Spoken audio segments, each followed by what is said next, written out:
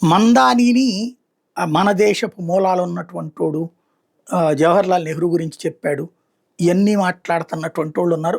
ఆడేదో భారతదేశానికి ఏదో మేలు చేస్తున్నట్టు మాట్లాడుతున్నారు అని హీరోని చేస్తున్నారు. బేసిక్‌గా అట్లాంటి వాడిని అంటే ఒక విషపు పురుగుని తొలి దశలోనే అది విషపు పురుగు అని చెప్పకుండా ఆ విషపు పురుగు ఏదో మేధావిలాగా చూపెడితే అది వేసే కాటు చాలా ప్రమాదకరం. నిన్నాడు కూసిన కోత ఏంటి? న్యూయార్క్ తర్వాత ఢిల్లీనేనట. అంటే ఏంటి? న్యూయార్క్‌లో మతరాజ్య స్థాపన చేశానన్నాడు చెప్తున్నాడు అక్కడ పరోక్షంగా. ఢిల్లీ కూడా అట్లాగా మతరాజ్య స్థాపన జరుగుద్దని. అంటే ఏంటి? నీ దేశంలో ఆ రోజున బాబర్లు, అక్బర్లు ఆయుధాలు పట్టుకుని వచ్చి ఈ దేశం మీద దాడులు చేస్తే ఇప్పుడు ప్రజాస్వామ్యాన్ని అడ్డం పెట్టుకుని మతరాజ్య స్థాపనకు ప్రయత్నిస్తున్నారు.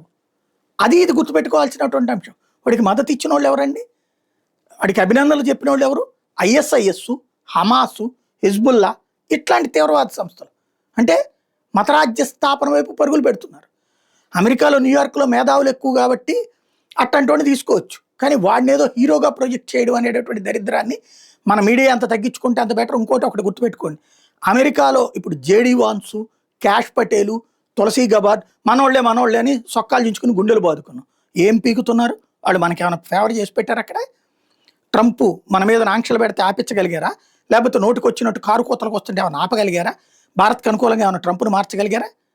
మరి అక్కడికి పోయినోడు వాడు అమెరికన్కి ఏమైనా ఫీల్ అవుతాడు, మనం ఇండియన్కి ఏమైనా ఫీల్ అవ్వట్లేదు. అది మన దరిద్రం ఏంటంటే మన ఇండియన్ మూలాలు అని చెప్పేసి వాళ్ళని హీరోలుగా చేసుకుంటూ మనకి ఇండియన్ ఫీలింగ్ పోయింది, వాళ్ళకి ఇండియన్ ఫీలింగ్ ఎట్టాగు లేదు. ఆ దరిద్రం నుంచి బయటపడాల్సిన అవసరం ఉంది.